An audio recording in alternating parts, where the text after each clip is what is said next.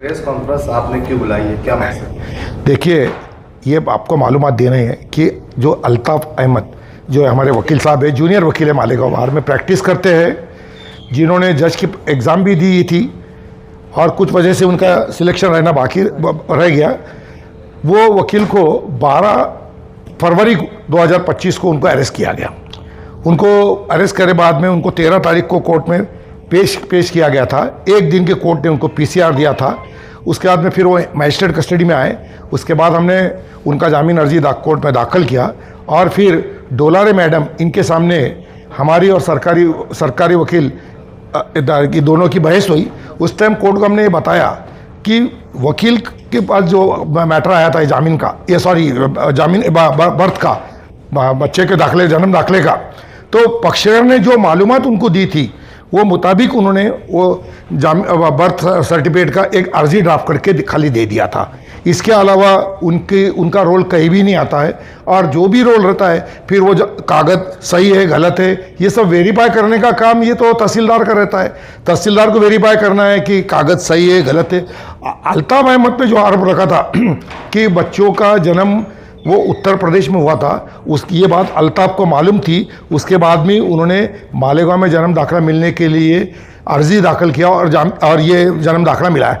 हमने कोर्ट को बताया कि बच्चे की पैदाश एमपी में हुई, बिहार में हुई, राजस्थान में हुई, ये वकील को मालूमात होने की कोई सवाल ही आता नहीं। जो पक्षकार हमको मालूमात देता है वो मालूमात के हिसाब से हम लोग अर्जी तैयार करते हैं, ड्राफ्टिंग करते हैं।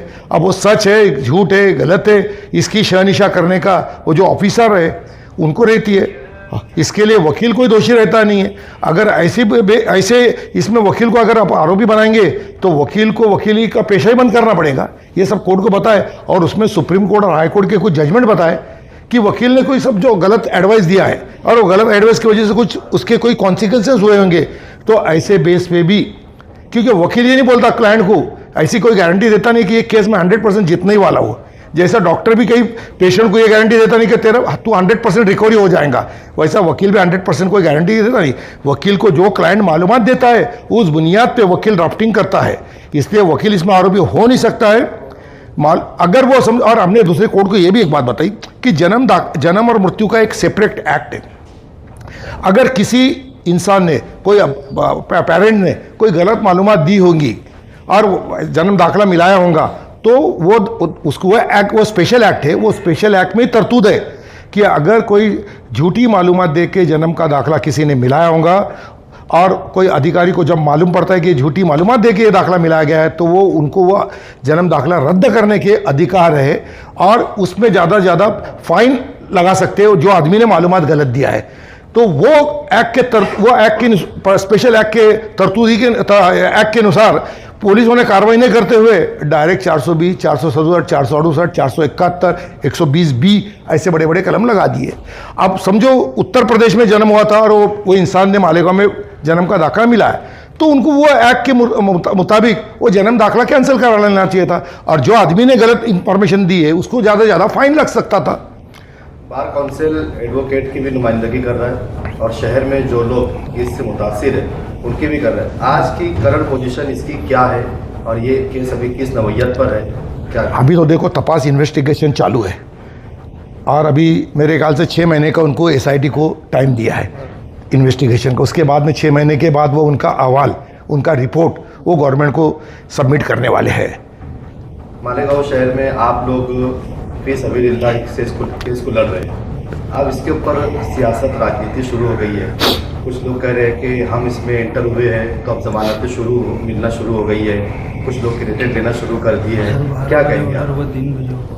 देखिए, आपको सबसे पहले बताता कि ये ऑर्डर 21/2/2025 को 11:30 बजे ऑर्डर हुआ और जो धरना वगैरह मेरे को मालूमात जो मिली वो धरना 3 बजे हुआ था। 3 बजे के बाद तो धरने बिरने का मैंने पहले आपको बताया, धरने मोर्चे का कोई भी इफेक्ट या कोई भी पॉलिटिकल प्रेशर कोर्ट पे चलता नहीं। कोर्ट उसको मतलब बिल्कुल तवज्जो देता नहीं।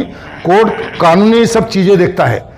कानून के दायरे में ये जामीन होना, इसका जामीन कर सकते या नहीं कर सकते।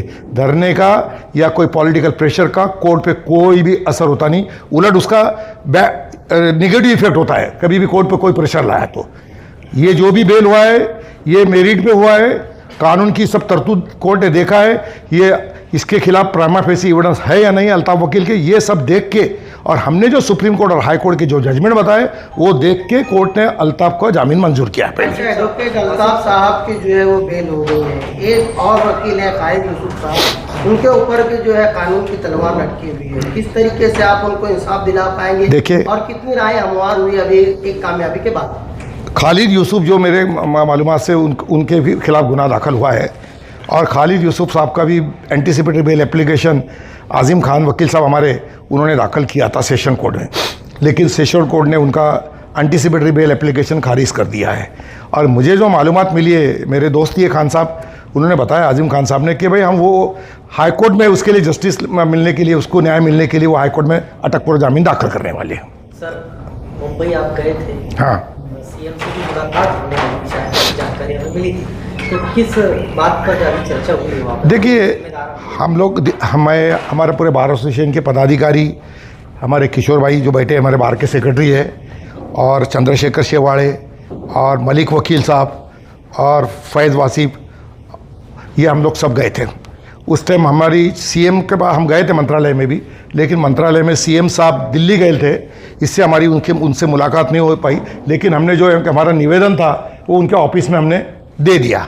उसके बाद में हम लोग वहाँ से जो पुलिस लोगों का जो सिटीजन नागरिक लोगों को जो अत्याचार होता है उसके लिए सुप्रीम कोर्ट की डायरेक्शन से एक ट्रिब्यूनल बनाया गया है, और वो ट्रिब्यूनल के जो हेड है वो एक हाईकोर्ट यानी रिटायर्ड हाईकोर्ट जज डावरे साहब है, और उसमें एक आईपीएस ऑफिसर रहता, एक आईएएस ऑफिसर रहता, ऐसे 3 लोगों की वो कमेटी रहती। उनसे भी हमने मुलाकात की और उनको हमने सब बातें बताई कि वकीलों पे कैसा अत्याचार हुआ।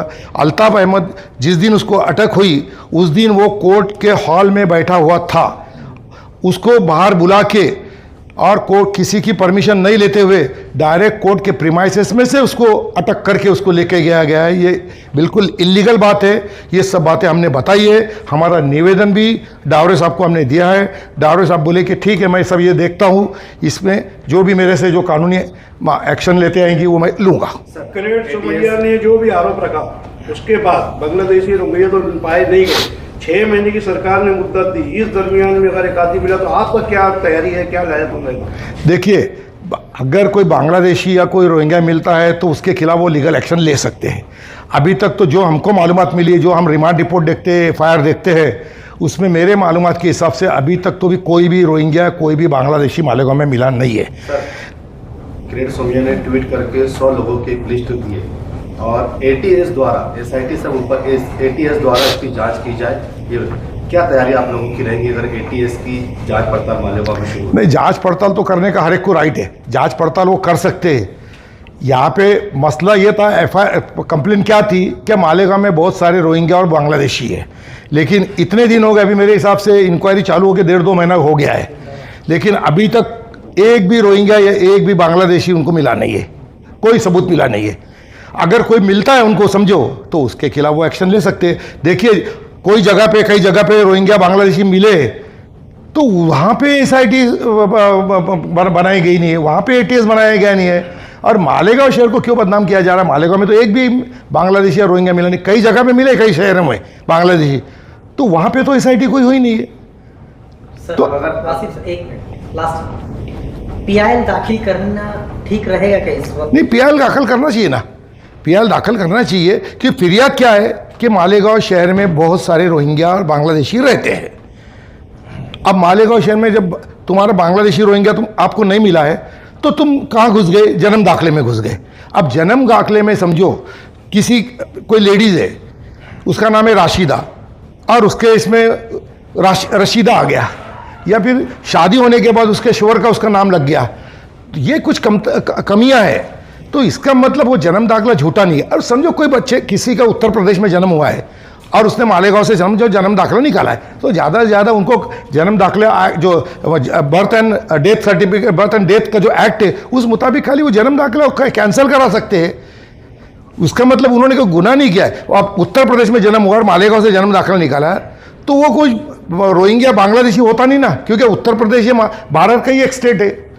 उसमें खाली जन्म, समझो गलत मालूमात दे के उसने जन्म दाखिला निकाला है तो वो जन्म दाखिला कैंसिल करने के उनको राइट है। और उसमें ज़्यादा से ज़्यादा फाइन लगा सकते हैं।